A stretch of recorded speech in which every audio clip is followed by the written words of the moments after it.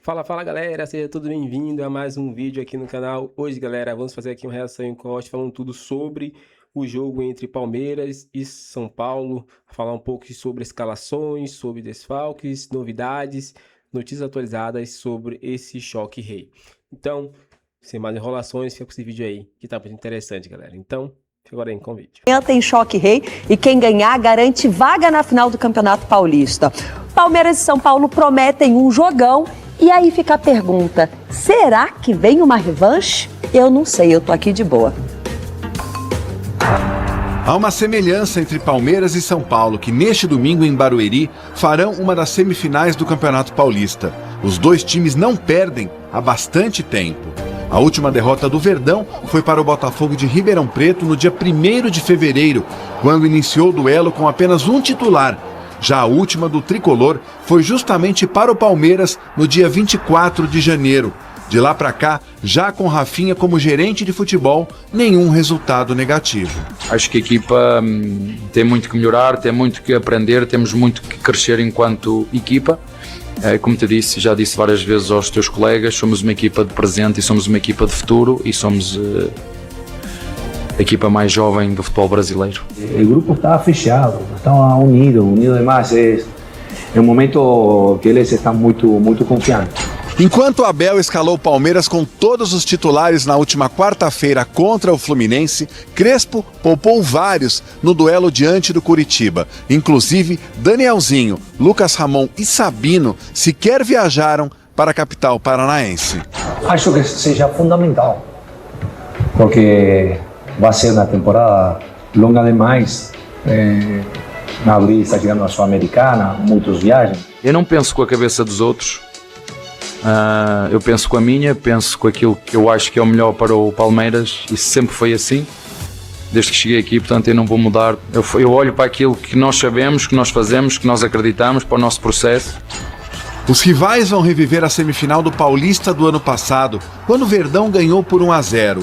Jogo polêmico, devido ao pênalti em Vitor Roque após o choque com Arboleda, marcação que a própria Federação Paulista considerou equivocada. Agora entram em campo como líderes do Brasileiro no gramado sintético de Barueri, muito contestado por Lucas Moura, um dos principais jogadores do tricolor, mas ele deve atuar. Já o Palmeiras está invicto como mandante desde agosto do ano passado. São 16 vitórias e 5 empates. É um jogo muito importante. Um clássico é sempre um clássico e ainda mais na nossa casa, com nossos torcedores, mata-mata, que quem perder fica fora, vai para casa e quem ganhar vai para a final. Estamos apenas no início. É um prazer ver jogar São Paulo, é um prazer ver São Paulo na cima, mas nenhuma euforia.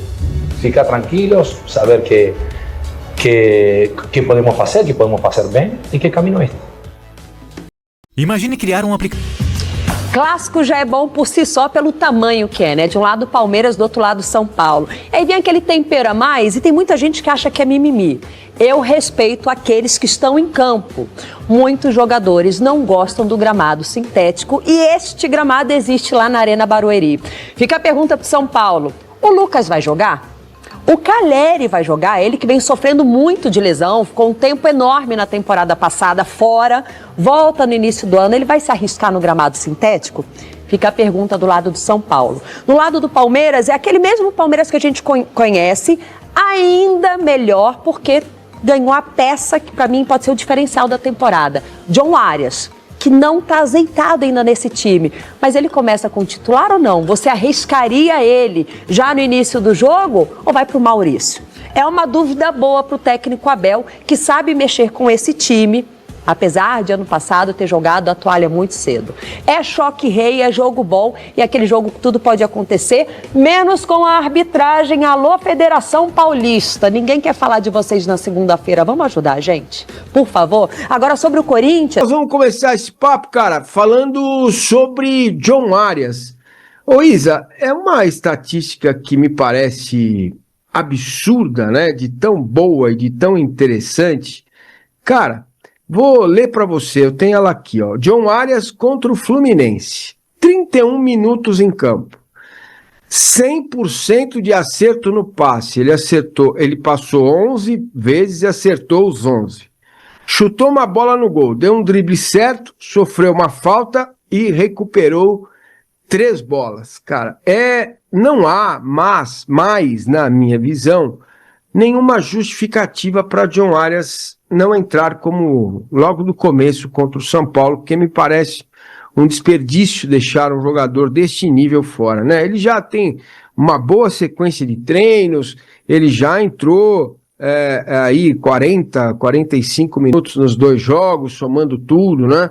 É um jogador muito diferente, hein, Isa? Você se empolga com ele? Eu confesso, eu tô empolgado com o John Arias. Não, muito. O John Arias realmente é um jogador diferente, inteligente, né? E ele tem uma personalidade. Você vê que quando ele entra em campo, e às vezes em que ele entrou, né, no segundo tempo, nesses 2 jogos que ele esteve à disposição do Palmeiras, você vê que ele tem personalidade e ele, assim como a gente se impressionou com o Marlon Freitas quando chegou, ele também tem a postura de um líder, né, muito dentro daquilo que a gente falava no ano passado, que faltava um pouco para o elenco de 2025. Então, eu também concordo, Massa, que para mim, Arias precisa ser titular, assim... Bom, precisa ser titular, todo mundo concorda, né? Mas eu já colocaria ele como titular contra o São Paulo também, porque realmente é um jogador, assim, de classe, né? Ele é muito bom. E como as coisas são, hoje, no mundo que vivemos, muito fechadas, muito travadas, né? A dica que eu dou é a gente observar os movimentos do treinador. Na medida em que ele tira o Andrés, tira o Vitor Roque durante o jogo, né, significa que ele está pensando também na minutagem para o jogo de domingo, né? Veja se eu não estou viajando. Tira o Flaco também, que não fez um bom jogo contra o Fluminense. Ok, você pode até colocar aí, mas o Flaco não estava bem, ele tirou. Verdade, ele não estava bem, mas ele também está com uma sequência muito grande de jogos. O único que sobrou ali, cara, do meio para frente, tirando o Marlon, que não vai tirar o Marlon para colocar o Arias, é o Maurício. Não dá pra gente não ligar um ponto no outro, né? Ele deve entrar no lugar do Maurício contra o São Paulo. Me diga. É o que a gente já tem falado aqui, né, Massa? Que a substituição mais provável seria ele pelo Maurício. Até porque o Alan não dá pra tirar do time. O Alan tá jogando muito, pra mim foi o melhor jogador do Palmeiras, inclusive, contra o Fluminense.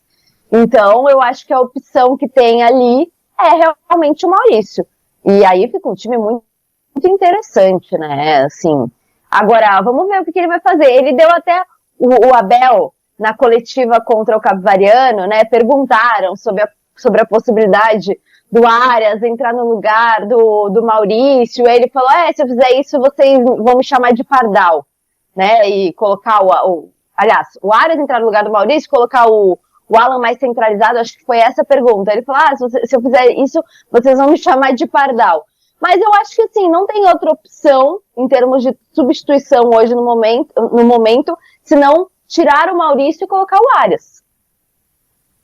Meu trabalho é fácil. Muito bem, é isso. Tirar o Maurício e colocar o Arias. Você, na tua cabeça, né, olhando para a organização do Palmeiras, eu tenho notado que o time tem deixado alguns espaços. Aqueles que estudam futebol, eu não gosto muito de usar esse termo, né? Que os analistas de desempenho usam este termo como funil. Que é o funil? Se você imaginar um funil da entrada da grande área até o gol, né? Porque é um fato, ali os gols acontecem muitas vezes, até o Léo da Análise Verdão fez um belo vídeo sobre isso, explicando, mostrando de fato os espaços que o Palmeiras deixa ali. Eu venho falando sobre isso, não de maneira técnica, mas na entrada da área, né? O Palmeiras tem dificuldade. O meu time para sábado é hoje, né, Márcio, sua besta, amanhã, meu time seria Carlos Miguel, Kelvin, Piquerez, Gomes, Murilo, Andrés, Evangelista, Marlon, 3 no meio, aí colocaria o Alan, o Vitor Roque e do lado esquerdo ou o Arias na direita e o Alan na esquerda, e e eu sei que o torcedor se apega a essas questões, né? O Flaco costuma produzir bastante contra o São Paulo, então você pode escolher entre o Flaco e o Vitor Roque, mas não colocaria o Vitor Roque no banco. Porque eu tô muito preocupado com esses espaços, sabe? Sim, não, e assim, eu acho que esse jogo contra o São Paulo de fato é uma preocupação, porque a gente vê que quando o Palmeiras, aliás, não só com times mais qualificados, como foi contra o Fluminense, que tinha a maior parte do time reserva, mas contra o Capivariano o Palmeiras também deu espaço, apesar de ter sido um jogo tranquilo. Eu acho que aí vai de uma questão de característica dos jogadores, né? Porque o Palmeiras hoje tem no meio-campo jogadores que não marcam muito, e mesmo o Flaco e o Vitor Roque, eles não ajudam a recompor tanto na marcação. Eles fazem bastante aquela marcação-pressão ali inicial, mas eles não recompõem na marcação. Então o Palmeiras acaba perdendo muito, né, em termos de marcação, dando espaços. Eu acho que também a escolha ali de marcar homem a homem, às vezes acaba, se não dá certo, os espaços acabam surgindo. E o São Paulo tá bem encaixado. O São Paulo jogou com o time reserva contra o Curitiba. Então eu acho que o Palmeiras precisa, de fato, talvez reforçar o meio-campo com um jogador que tem uma característica de maior marcação para tentar dar menos espaços, e pode ser uma alternativa. Eu assim, tenho minhas dúvidas se o Abel vai colocar o Flaco ou o Vitor Roque no banco, mas acho que é uma alternativa sim para essa partida. Tá certo. Isa, bom, vamos para os palpites. Antes, porém, se a gente ouvisse a declaração do senhor Luiz Baptista... Então é isso, galera. Chegamos ao fim de um vídeo aqui no canal, né? E é isso. O Palmeiras, né, vai com força máxima para esse jogo, né? Tem praticamente todos os jogadores disponíveis para esse jogo, só Paulinho, né, que não vai estar à disposição de Abel. Mas o time do Palmeiras pode estar da seguinte forma, galera. Carlos Miguel no gol, Gustavo Gomes, né, junto ali com Murilo. Laterais, Kelvin e Piquerez, né? Ali volante, Marlon, Andrés Pereira. Aí entra na frente ali, Alan, John Ares, né? E lá na frente, tanto Vitor Roque como Flaco Lopes, né? Um dos dois aí pode revezar, né, para jogar lá na frente, ou joga os dois juntos, junto com Alan e também John Ares. Quem você acha aí que deve sair nessa partida aí? Eu acredito que sai Maurício, né? Maurício, ele é um bom jogador, mas não tem tanta dinâmica como o John Arias dá ao time quando entra, né? Mas dá para jogar os dois juntos também, né? Então a qualidade que o Palmeiras tem em peças e reposições é gigantesca. E falar um pouquinho sobre o mercado da bola, né? O Palmeiras segue aí monitorando, e nas últimas horas surgiu aí a notícia de que Cebolinha pode pintar no Palmeiras. E surgiu notícias que o Palmeiras se interessa nessa contratação, né? Mas claro, ele vindo de graça para o Verdão, né? Só pagando ali o salário, e um jogador ali que pode ser um banco, que pode entrar durante a partida ali e ser essencial para o decorrer da temporada, que é muito longa. Mas muitos torcedores acham que ele é um jogador de vidro, que machuca muito, né? Mas se for analisar os últimos jogos, ele jogando no Flamengo, é até que ele não tá se machucando, não tá tendo uma constância muito boa, né? E vem entrando aí, sendo até o melhor jogador do Flamengo. Mas é isso, qual a sua opinião? Você gostaria de Cebolinha no Palmeiras? Comenta sua opinião aqui pra gente, se inscreva no canal, galera, e até o próximo vídeo.